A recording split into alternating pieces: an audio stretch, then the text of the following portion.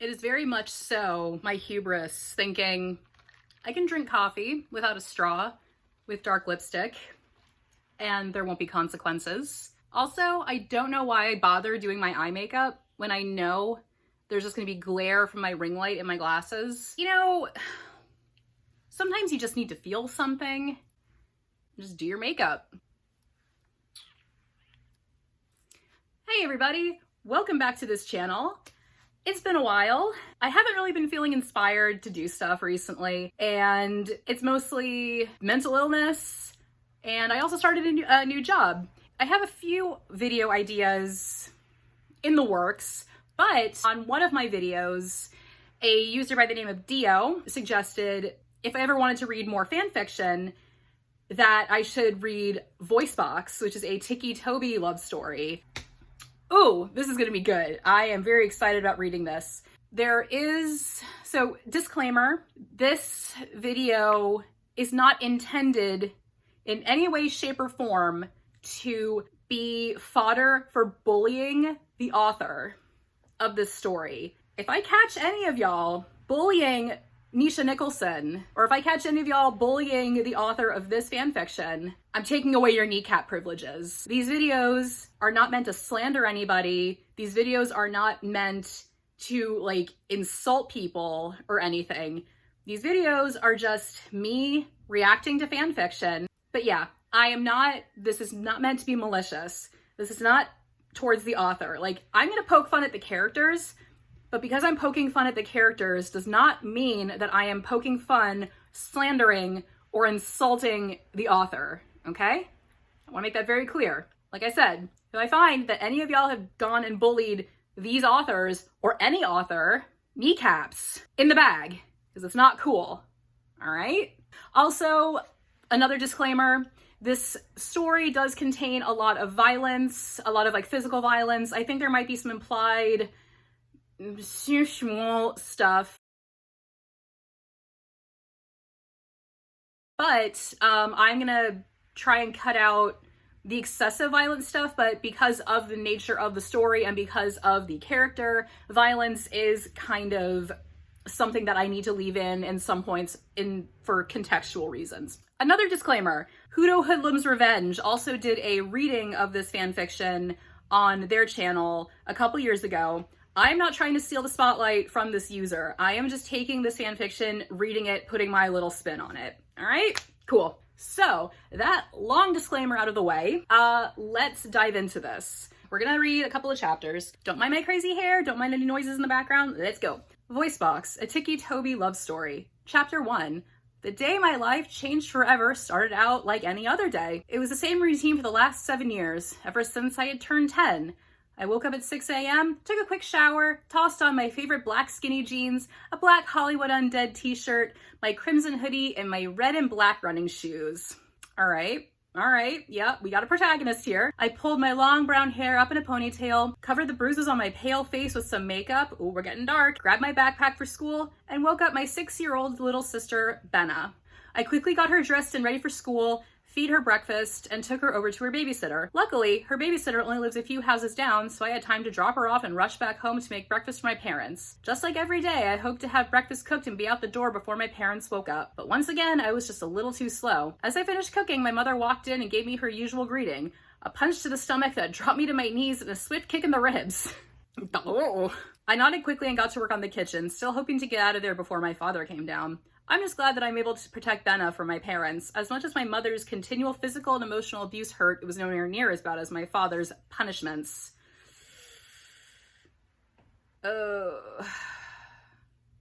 So she avoids her father punishing her and was able to get out of the door and to the bus, and she gets to school. After catching the bus to school, I hurried to my locker. Once again, I hoped I could avoid Jeannie and her group. Jeannie, her boyfriend Biff, great bully name, Biff's friend Joel, and Joel's girlfriend Roxanne were the biggest bullies in the school. They were, of course, they were also the head cheerleaders and the captain and quarterback of the football team. So of course, in the teacher's eyes, they could do no wrong. Typical preps. Honestly, now that I think about it, in my school, the people who were like on sports teams and the people who were considered preppy were held to a way higher standard because they knew if they got in trouble, they would be off of their sports team. They wouldn't be able to play, they wouldn't be able to do cheerleading. They wouldn't be able to do football. They wouldn't be able to do anything. So I honestly feel like the people who were like preppy were held to a way higher standard than the folks who were just like not. But again, because they were on a sports team, they kind of got away with more stuff, but still. Anyway, that's just my school. They had bullied me ever since 3rd grade, and the abuse from them got worse every year. I quickly grabbed my books for the first half of the day and started walking as quickly as I could without running to English class. Luckily, I made it to class without being caught. Unfortunately, I knew there would be no hiding from them after school. They made sure the day before when they caused me to get detention. Jeannie had been beating me in the girls' locker room after gym class, and when she heard someone come in, she rammed her head into the locker and screamed. So of course, everyone believed that I had been attacking her. Ugh. I had tried for years to tell the teachers and principal what really happens between Jeannie, her friends, and me, but of course, they never believed me. No one ever believed me. Probably because I have a couple disorders that make people think I'm a freak. It's not my fault that my eyes are 2 different colors. My right eye is a piercing light blue, like the color of a Siberian husky's eyes, or limpid tears, but My left eye is a bright emerald green. I also can't help that I was diagnosed with Tourette's syndrome when I was 10, shortly after my older sister, Rebecca, and I were in a car accident. I can see where this is going. I survived without any physical damage, but my sister didn't, and my parents always blamed me for that. I can't help the twitching that happens, or the spontaneous, low-pitched, sinister-sounding giggles that freak people out. Anyway, the day went on like usual. People either ignored me or made fun of me. At lunch, I sat in the library by myself. I never ate lunch at school. My parents wouldn't let me take a lunch, nor would they give me money to buy lunch. CPS. That is legit child neglect. That is CPS. Oh my God. Sorry. After school, I went to detention. No one else was there today, so I had plenty of time to do my homework. I knew that I wouldn't be able to do it tonight. Mother and father would be waiting for me to come home from detention so they could beat me again. I knew that Benna would already be in bed by the time I got home, and I hoped that mother and father didn't hurt her while I wasn't there. I just hoped that mother didn't leave me alone with father again like the last time I got detention. I really hated my life. If it wasn't for my need to protect Benna, I would have run away a long time ago. After detention, I tried to make a run for it, but as soon as I left school ground, Biff and Joel grabbed me and dragged me into the nearby woods. So the character, Shayla, she gets punched, she loses consciousness, she wakes up in a clearing in the woods, and she recognizes the clearing in the woods as one that's close to her house. And she tries to make an escape, but the bullies obviously catch her before, any of that fun escaping happens. Jeannie, Roxanne, Joel, and Biff are like standing over her with these knives. Well, what do we have here, Jeannie's shrill voice was so irritating as she smirked over at Roxanne, Joel, and Biff. Looks like the freak tried to run again. Well, boys, I think it's time to get rid of that little eyesore, don't you? Roxana chimed in as she handed Joel and Biff large curved skinners. The faint light from the setting sun made the blades gleam a menacing orange. Thanks, babe. You and Jeannie should head back to set for the party tonight. Biff and I can handle this little slut. Jesus. Joel chuckled as he sat on my stomach and almost playfully ran the blade down the right side of my face, causing a shallow wound. I could feel the blood running down my cheek into my hair, and I started twitching. My involuntary muscle spasms made Roxanne and Jeannie laugh. Well, have fun, boy. Singular. Just remember to clean up before you come to the party. Skank blood stinks, Jeannie said as she and Roxanne laughed. Oh my God. There was silence for a few before Joel smirked up at Biff. You thinking what I'm thinking, bro? Joel asked. So there is very much so some implied sexual assault that is happening here. I'm only mentioning this because contextually it's part of the story. If I died, what happened to me could happen to my little sister. All the years of torture and anguish flooded through my mind as I struggled. The anger and hatred I felt for everyone but my little Benna built, and I suddenly felt stronger than I ever had before. The small voice in the back of my mind that would whisper to me in my dreams was suddenly loud and clear. They should all just die. We don't have to take this anymore, Shayla. Stop being weak and fight back. Kill them! Kill them all! And for once, I did as she said. In a move too fast for Joel to counter, I rolled my hips and pinned him under me. Before he could call out to Biff for help, I sank my teeth into his throat and ripped it out, taking his voice box with a large chunk of his throat. He gurgled as his blood rushed out and the light started to fade from his eyes. The taste of his bloody vocal cords was so delicious that I sighed with pleasure as I devoured the delectable treat. I had never tasted anything so exquisite in my life, blah blah blah. As I got off of Joel's lifeless body, I noticed a Skinner on the ground and picked it up. The blade really was beautiful. Good job, Shayla. That's my good sweet girl. Now we just have to get rid of Biff and those so-called parents of ours. We'll leave the bitches for another day. Hey, internalized misogyny! Woo! I got up and silently walked in the direction Biff had gone. The twitching on my face and neck slowed down, and I knew it wouldn't be long before they stopped and the giggling started, so I went as fast as I could while staying silent. I crept up on Biff as he leaned against a tree. Oh dear. So she goes and she finds Biff, and he's in the middle of a questionable act, and she does that to him.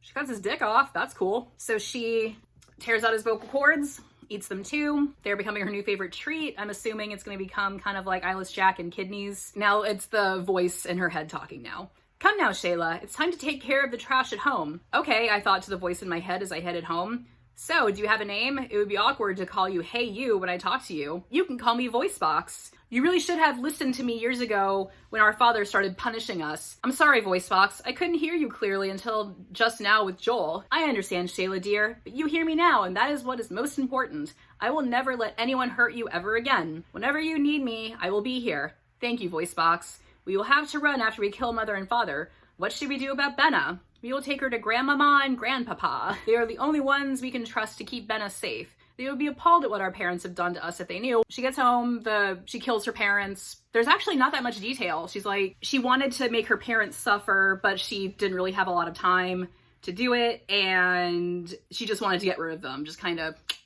nip it in the bud. And there's always a chance that they could scream and alert the neighbors or wake up Benna. So that was a risk, and she said that was a risk she wasn't willing to take. So that is the end of chapter 1, and now we're moving on to chapter 2. Oh, wait a minute. Oh no, okay, so at the end of the chapter, she decides to wait for the parents to go to sleep. Okay, she didn't actually kill them yet, she was planning to. That was my mistake. Chapter 2. It was midnight when I finally entered my house. My parents had gone to bed 3 hours ago. Since they are heavy sleepers, I knew I didn't have to worry about them waking up anytime soon. I snuck up the stairs, being careful to avoid the loose board on the 4th step, and slipped into my parents' bedroom. Too real. They looked so peaceful sleeping there, as if they didn't have a care in the world. Rage filled my mind, as all the abuse they had inflicted over me over the last 7 years fills my mind. Shayla, it will be alright. We will never have to worry about them again. Kill them now. We have to protect Benna. I know, VoiceBox. If I leave them alive, they will just hurt Benna. They deserve to die a slow and painful death, but we don't have time for that. I tightened my grip on the Skinners and felt my mouth stretch into a wicked smile. Now she goes and kills her parents. Very quick, very quiet, eats the vocal cords. So a part of me is wondering if this person is familiar with Edmund Kemper, because if you know, you know. But yeah. Once I finished my treat, meaning the vocal cords, I went and took a quick shower. Since the killing had been so silent, I didn't need to worry about leaving quickly. I love the feel of warm water caressing my skin. I felt something wet and furry brushed against my calves and quickly looked over my shoulder to see what it was. All right! I felt my eyes widen and my mouth dropped open when I saw that I now had a very beautiful red tail. Every single edgy kid's DeviantArt character. What's up? I say this like I don't have 2 clip-on tails within my immediate vicinity. I concentrated on moving it, and it moved. I ran my hands through the fur and shivered in pleasure as I stroked my new tail. Okay. I noticed that the tip of my tail was black. It looked like a foxtail. I felt my ears twitch, but they were no longer on the sides of my head. I reached up and found large furry ears on the top of my head. I would have screamed, but I knew I couldn't draw attention to the house or I would be in deep trouble. I quickly turned the water off and wrung the water out of my hair, which I now noticed was blood red, and out of my tail. I had to see what I looked like. I stepped out of the shower, dried off, and used a towel to wipe the steam off the mirror. I was shocked with my new looks. I had 2 red fox ears with black tips on the top of my head, a healed scar on my right cheek from when Joel had cut me, but the most striking difference was my left eye. Instead of the brilliant emerald green I had since birth, it was black with a slitted blood red pupil, and there was black oozing from it, like I was crying black tears. 50 goth points to this author, to this character. 50 goth points. You know what? We're gonna do this. Or for the rest of this video, I'm gonna wear these because I stand in solidarity with my furry, creepy sister. The way it was slitted reminded me of a cat's eye. I tilted my head and smiled a big toothy grin and noticed that my canine teeth were longer and sharper than they had been. I loved this new look. I looked at the bloodstained hoodie and jean, singular, I had been wearing and thought I should have a new outfit to match my new looks. I went back to my parents' room and raided Mother's closet. Why would you raid your parents' closet? Most of her clothes, C-L-O-S-E, were business outfits, but in the very back I noticed an outfit that was just right for my new looks. It was a long sleeve, very short leather top and a very short leather skirt. Go mama. The sleeves of the top were black with red stripes. The rest was a sky blue color that matched the skirt. I can't imagine that color combination looking good, but okay. I grabbed the outfit and some black leather boots and headed to my room to get dressed. I tossed on a black lacy thong, of course, the outfit and the boots, which came up to mid-thigh, and stood in front of the full-length mirror in my room. The leather shirt covered most of my breasts and acted like a bra, but the underside of my breasts exposed. Mom!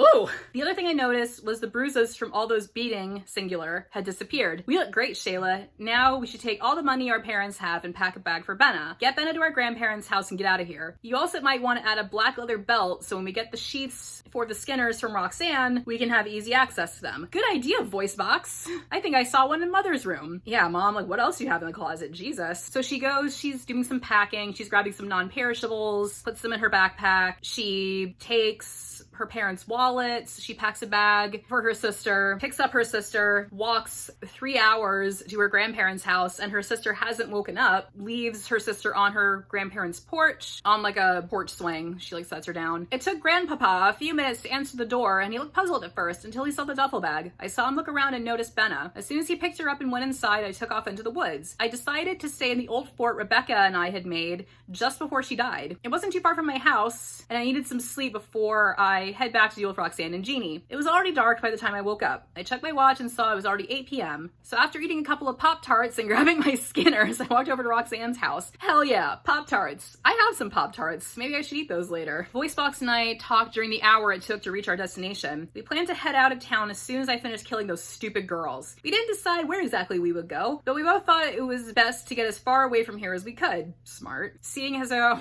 by then we will have killed 6 or more people, depending if I had to kill the girls' parents. You gotta give it to this character, she's thinking ahead. When I reached Roxanne's, the place was empty, but after a little searching, I found out that her parents were out of town on a business trip and she was staying at Jeannie's. I granted this because Jeannie lived outside of town. Her nearest neighbor was 3 miles away and her house was close to the woods, making for a fast getaway. I am thinking about the topography of this town that this person is living in. Like, everything is like a 3-hour walk, like miles and miles away. Like, it doesn't really make sense to me, but it doesn't really have to make sense if it's a fan fiction, you know? So she does a thing, kills the parents first, she has control over herself, blah, blah, blah. And then she goes to tie up Jeannie and Roxanne. They both woke up with a start and tried to sit up only to find they couldn't because they were like tied.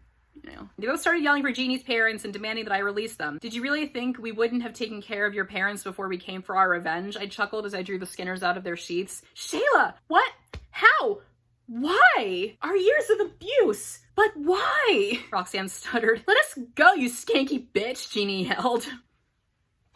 I don't think so, Jeannie. After all, I thought you might like to be reunited with your boyfriends and parents. It's just too bad that Roxanne's parents couldn't join the party, but I'll make sure they join you soon enough. Before they had time to say anything else, I cut their cheeks just like Joel had cut mine. I felt my tail swishing back and forth with glee as I started leaving shallow cuts all over the girls. I grinned as their screams of agony and fear serenaded me. It was music to my ears to hear them suffer just as I had. She does a bunch of this, and, you know, a bunch of this, bunch of that. It was at that moment that I heard clapping from the doorway of the room. I spun around, raised my Skinners, and growled at the figure standing there. He was taller than me, maybe about 6'1" tall. He was thin, but even with the blood-stained white hoodie, I could tell he was fit. Oh no. His hair was coal black and hung down to his shoulders, but these things were not really caught my attention. It was his face that intrigued me. It was white, but not the normal Caucasian white, but white, like it had been bleached. And his eyes were large and unblinking. I could see that his eyelids had been burnt off. As if it weren't unusual enough, there was a smile. His lips were burnt red and he had deep gashes. It's Jeff. Spoilers, it's Jeff. I swear to God. Who are you and what do you want? I growled. Name's Jeff. What I wanted, sweet cheeks, was to kill these idiots, singular. Unfortunately, it looks like I got here too late. Well, not too late to watch the show you put on with those girls. I gotta say, I'm impressed with how you handle those Skinners, he chuckled. Don't give him your real name, Shayla. Tell him that you're VoiceBox. We will share that name from now on. Alright, VoiceBox. The name is VoiceBox, not Sweet Cheeks, I replied. I wasn't about to let my guard down with Jeff. He is, after all, a killer. Nice name, Sweet Cheeks. Fuck you, Jeff. God. Literally in every single fanfiction I read, Jeff, he's so fucking skeezy. Oh, I need to rant about that later. You know, I have some friends that would find you as interesting as I do. You ever heard of the CreepyPastas?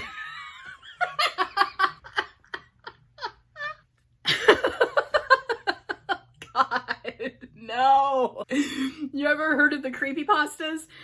No. What are the CreepyPastas? Well, to humans, we're urban legends and scary stories, but what we really are is practically immortal killers. Most of us live in the Slender Mansion with Slender Dad.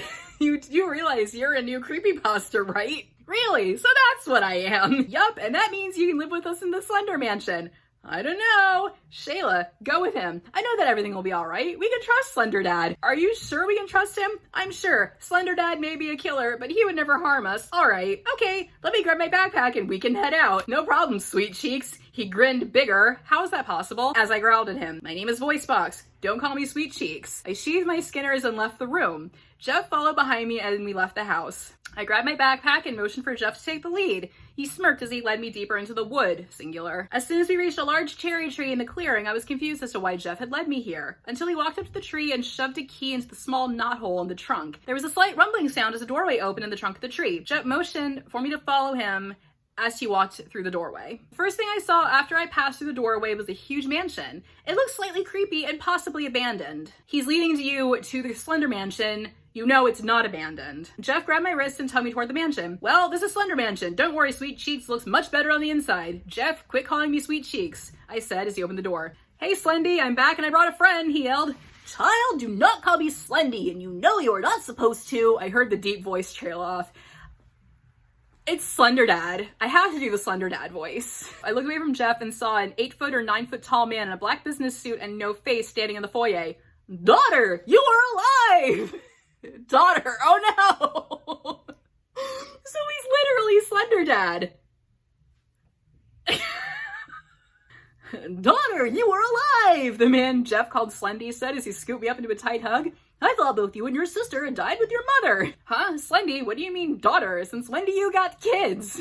Jeff looked just as confused as I was. I'm sorry, but I think you might be confused. I just killed my parents yesterday. Shayla, you would not remember since you were very young when your mother died, but did your aunt never tell you? What about your sister Rebecca? Is she still alive too? Who's Shayla? She said her name is VoiceBox? Oh. Shayla, Slender Dad is telling you the truth. He is our father. The people you called your parents were actually our mother's sister and her husband. Benna is our cousin. Our aunt should have told you about our mother years ago, but she never knew who our father was. Now, answer our father. Tell him about what happened to Rebecca. He deserves to know everything, and I mean everything. He needs to know what our uncle did to us. I'll tell him about Rebecca, but I don't want to tell him everything until we are alone. It is no one else's business. Very well. Father, I do go by VoiceBox now. As for Rebecca, she died 10 years ago in a car accident. I'm sorry. No one ever told me that I was adopted. That is all right, my dear. I have mourned for your mother and sister for 17 years. I am just happy that I have you back. Come, daughter, let me introduce you to the rest of the household. Then later tonight we shall sit down and get to know each other. Father finally put me down and led me into the living room. There were 6 guys sitting around playing video games, talking or reading. Everyone, I have someone I would like to introduce you to. With that, 6 pairs of eyes looked over towards me. Everyone, this is my daughter, VoiceBox. I might need to lighten up on that voice. It is kind of hard to do, but god damn, it's entertaining to me. Chapter 3. The 6 people who were sitting in the living room stared at Father as if he had grown a second head. There was one in black and white who looked like a gothic clown with a striped cone nose. Oh, Laughing Jack! His jaw dropped and a bunch of half-chewed candy fell out. Gross. Sitting on the floor in front of the TV was a boy who looked a lot like Link, but had black eyes with red pupils. After staring at Father for a minute, his eyes landed on me and he gave me a perverted grin. Oh, fuck, no. No, bad. A young man in black and dark blue wearing a dark blue mask with black ooze coming out of the eye sockets was sitting in a chair with an open book in his lap. On the couch were 3 young men. 2 of them were wearing masks. The third had some kind of mouth guard on and orange goggles. One of the masked men was wearing an orange hoodie that shaded his face, leaving only glowing red eyes and a red stitched frown showing.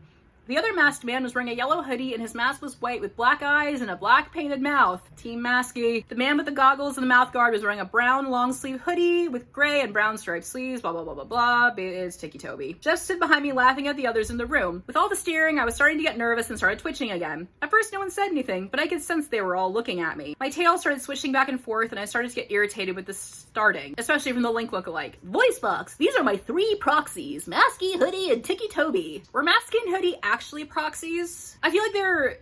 whatever. I'm not gonna get into Marble Hornets lore in this video, at least. He said as he pointed them out to me. By this time, my twitching was getting bad. My neck started cracking and my lips started twitching into a smile every few seconds. That is Laughing Jack. Most people call him LJ. Next is Eyeless Jack. Most call him EJ. And the last is Ben Drowned. Ben, stop thinking like that about my daughter.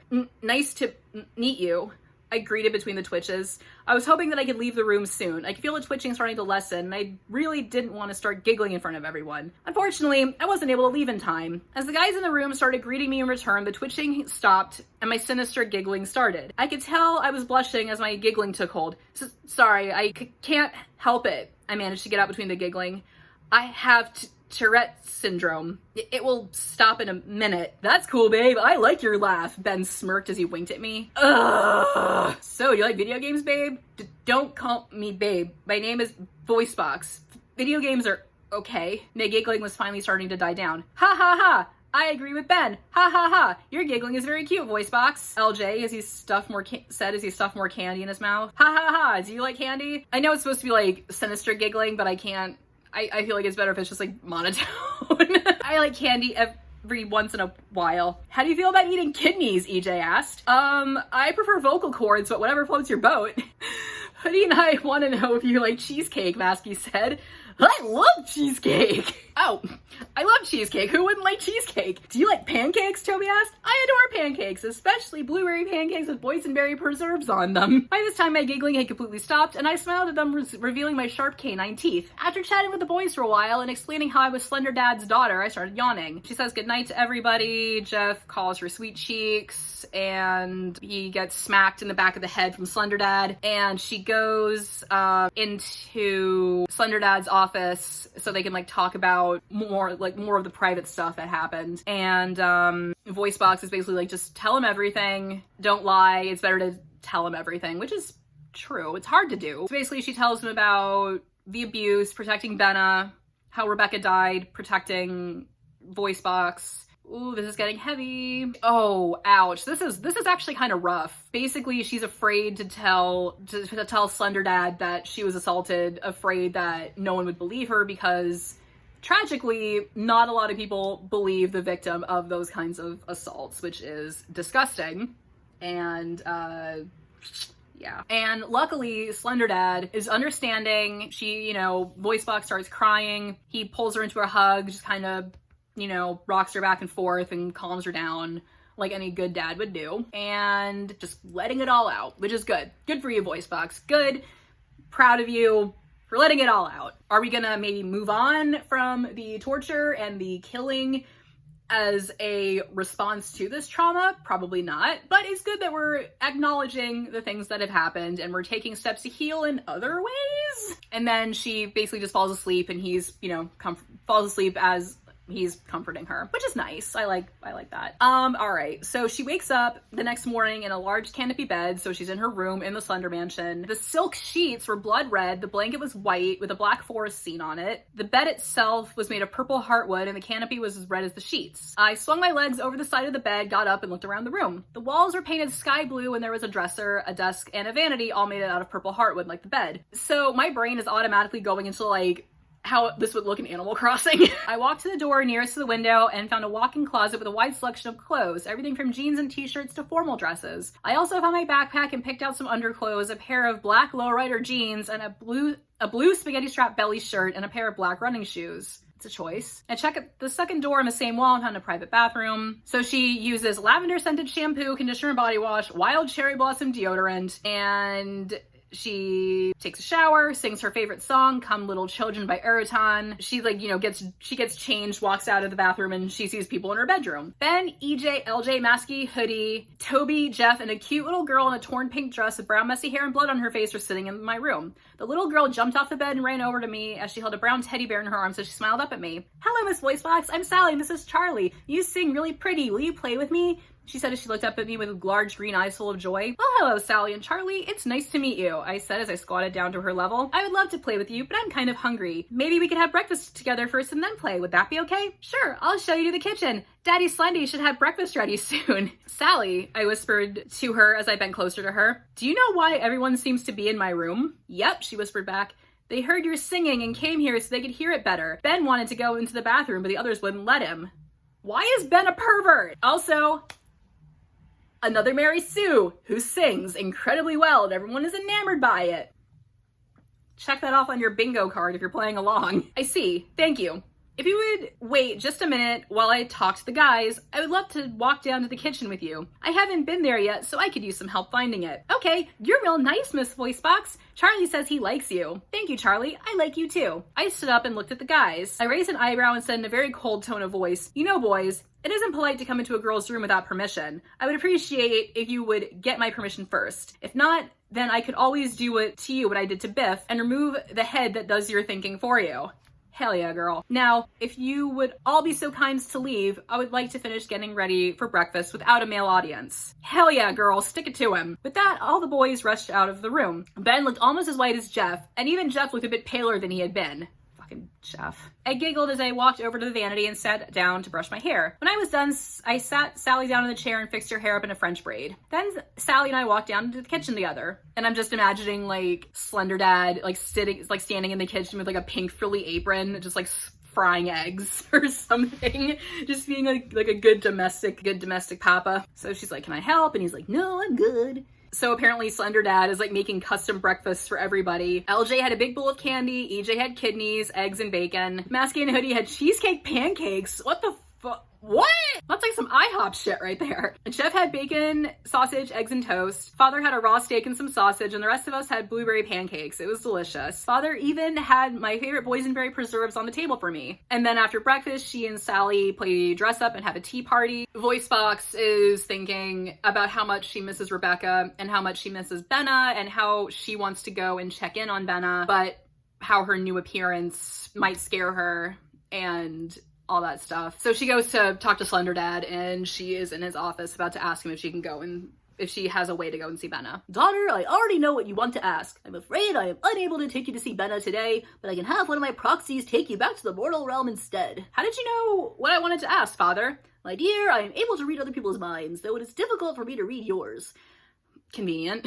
I've only been able to read your mind when you're upset or sad about something. I do try not to invade people's privacy too much, but when you are upset, you tend to project your thoughts. Me. Oh, well, thank you, Father. Which one of your proxies is going to take me to see Benna? Since Masky and Hoodie are stalking my next victim, I'll be sending Toby with you. He hasn't been assigned a mission this week, and he's been getting restless staying here. All right, thank you. Would you like me to ask him to come up here? That is quite all right, my dear. I have already told him that he would be accompanying you, and he's waiting by the front door. I also have telepathy, which is like how I usually inform my proxies of our missions. And she's like, okay, thanks. I'll still help you with dinner tonight. And he's like, all right. Bye, kiddo. Have a good time. Make good choices. So she meets up with Toby, and Toby takes her back to the mortal realm. And Toby is like, why did you kill your parents? And she's like, and VoiceBox is like, I don't really want to tell you secrets, which is understandable. And luckily Toby doesn't press because he is apparently a gentleman in this chapter. We'll see how far that goes. They find Benna, and well, they arrive at Benna's school. When we arrived at Benna's school, we hid in the woods and waited for the bell to ring. Fortunately, it was only a few minutes later that school was let out. As all the kids rushed out, I watched for Benna. As soon as Benna started walking back to our grandparents, Toby and I followed. About 5 minutes after we left the school grounds, I saw a slightly older boy run up behind Benna and push her down. I quietly growled at the boy, started laughing at her, and pushed her backpack into a mud puddle. I could tell he was saying something, but he was too far away for me to make out what. Benna started crying, grabbed her muddy backpack, got up, and ran away, leaving the boy standing there laughing. Toby, be a dear and follow that brat home for me, please. I'll meet you back here later after I make sure Benna gets home safely. I called over my shoulder shoulder as I ran through the woods following Benna. I followed her back to our grandparents' house, and thankfully nothing else happened to her. Then I ran back to where I left Toby and waited for him to come back. It was only a few minutes later that he showed up. I followed him home. It looks like it's just him and his father living there. I saw no evidence of a woman living in the house, Toby said as soon as he saw me. Well then, how about we pay him a little visit after dinner tonight? That boy should not have dared touch Benna. For that, he and his father will be punished, I growled as I spoke, and then let out an evil-sounding laugh. I wouldn't mind going out killing myself. It's been a while since I've had fun. We will have to clear it with Slender Dad, but I don't think he will have a problem with that. Good, well let's head home. I still have to help Father cook dinner and get ready for tonight. I also know a few other people in this area who have been begging for death. I think tonight would be a good time to give them what they want. With another evil laugh, Toby and I headed home, and that is the end of chapter 3. Alright, so my first thoughts. I already like this character a lot more than the character in the other fanfiction that I read. Can't even remember her name. Ebony, Darkness, Dementia, Raven, Jansen, Naomi, that's it. And like I said, I understand that like writing fanfiction like this is an outlet for a lot of people. And again, I'll say it now, I'll say it throughout the story. I really hope that whatever this person was going through, I really hope that they have help and they have support. I really hope they're like in a better place now mentally, because some of this stuff, it sounds a little like I can't, like there are things in here that I like legit in all good consciousness and with all like my morals intact, I can't make fun of. Some of the things that the author mentioned about, you know, knowing what boards squeak in your house, like that is classic signs of being abused, and I cannot fault them for having violent thoughts. The only thing I am concerned about, or one of the things I'm concerned about, is I don't understand why Ben has to be the perv in this story, because like I don't understand what it is about people in the creepypasta community projecting this like pervy behavior and like the sleazy fucking behavior onto like especially Jeff, and I see it sometimes with Ben. Honestly, I kind of feel like if anything, Jeff might be like just he wouldn't want to like deal with people and like, you know, be sleazy to them. I feel like he would just want to like avoid people, but that's like a psychological deep dive that I'm not going to go into, but I can't help it. It's how my brain works. I like joked and said like edgy 17-year-old DeviantArt character, but the character is 17, so so far this is just reading like a creepypasta fanfiction. It isn't as cringy, but it does have the very lovely standard, this is what I'm wearing, this is what I look like, these are my, like, all of my defining characteristics. I am a wonderful singer, and yeah, all that good stuff. So far, way less cringy than the Welcome to the Mansion, and this character does stand up for herself, which I respect. I commend this character for standing up for herself, and so far she doesn't seem like she's just gonna be a bitch to her friends. I have to admit, chapter 3 I went into completely blind. I read the first 2 chapters, and I kind of feel like going into this blind might be pretty fun. That's chapters 1 through 3 of VoiceBox. I'm having a lot of fun with this. I sort of feel like I should wear the ears for each episode that I do. These ears were made from Neko base ears. They are fantastic, you know, small business. I'll link them obviously in the description below. There are a few other things that I do want to talk about in regards to mental illnesses and stuff, but I'm gonna save that for maybe a later video. If y'all like this, I'm probably gonna just record it like I did with Welcome to the Mansion, and just, yeah, I'll just keep reading it and post it all up and see what happens. Also, I feel like I mentioned this before, but thank you all who have like commented and like watched the Welcome to the Mansion series. Like I said at the end of that, you know, the last video in that series, I literally did not think anybody would watch it, and seeing comments saying that I like made people laugh, you know, they're like joking around with me and that they liked what I do, it's very validating, and I really heckin' appreciate it, and it's really great. It makes me really happy when people like my stuff. So yeah, thank you all so much. And also thank you to the user Dio for recommending this to me. I hope I'm doing it justice. And yeah, that's it. How the fuck does my outro go? I love and appreciate every single one of you for taking time out of your days to watch my videos. I hope you're having a wonderful week. I hope you have a wonderful weekend, whatever part of the day or week you're watching this video at, and I will see you all in the next one. Love you. Bye!